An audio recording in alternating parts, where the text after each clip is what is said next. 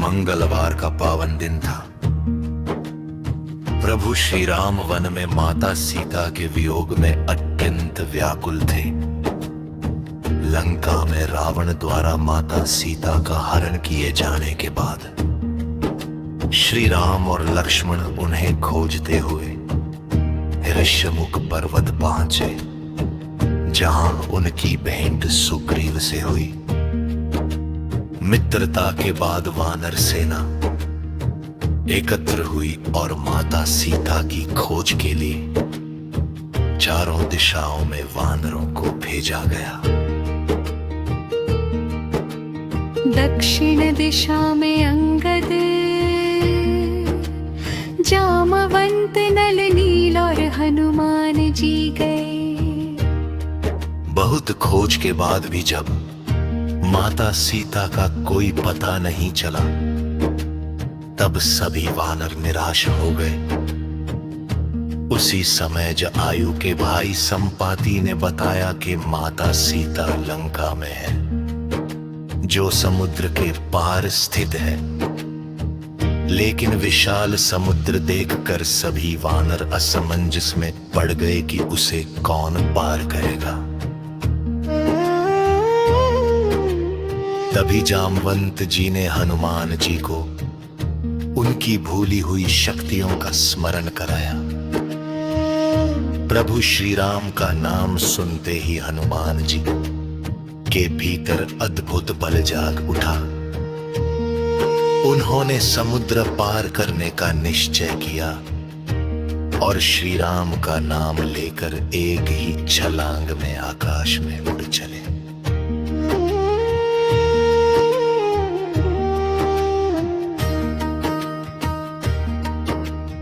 उड़ते समय मैनाक पर्वत ने विश्राम का प्रस्ताव रखा, लेकिन हनुमान जी ने प्रभु का कार्य अधूरा छोड़ने से मना कर दिया। आगे देवताओं की प्रेरणा से सुरसा ने उनका मार्ग रोका।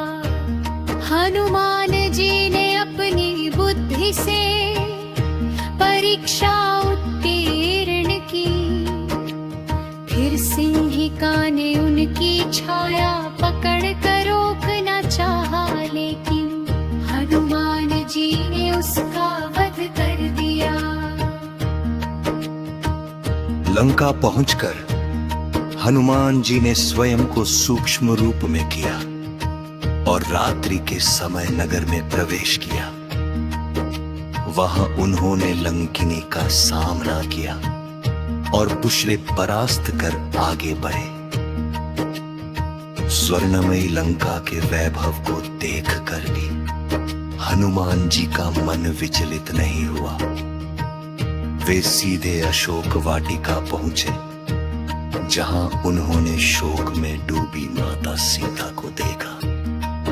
हनुमान जी ने पहले उन्हें डराया नहीं, बल्कि राम नाम का मधुर गान किया। फिर प्रभु श्री राम की अंगूठी माता सीता को दी। अंगूठी देखते ही माता सीता का दुख कुछ कम हुआ।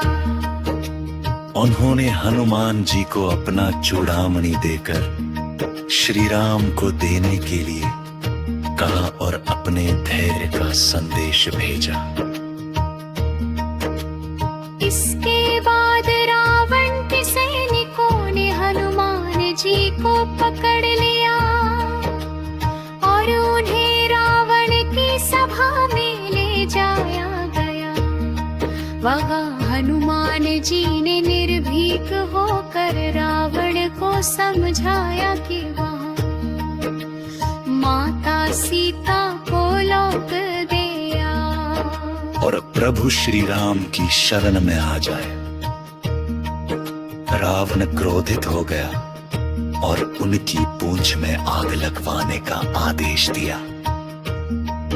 लेकिन वही आग हनुमान जी के लिए वरदान बन गई। उन्होंने पूरी लंका में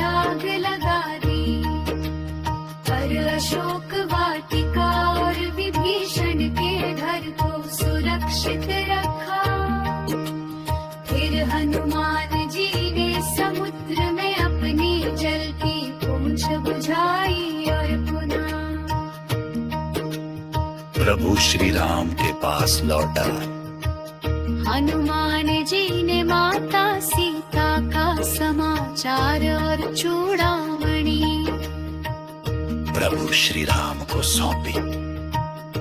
ये सुनकर श्री राम की आंखों में करुणा और क्रोध दोनों प्रकट हुए। इसके बाद समुद्र पर पुल निर्माण का कार्य आरंभ हुआ और अत्तत लंका पर चढ़ाई कर रावण का वध हुआ।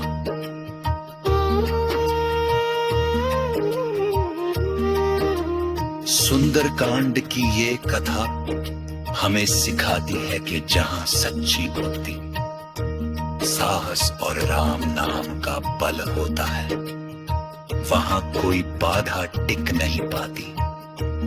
मंगलवार के दिन सुंदरकांड का पाठ करने से भय, दुख और संकट दूर होते हैं और भक्त के जीवन में शक्ति, विश्वास और भक्ति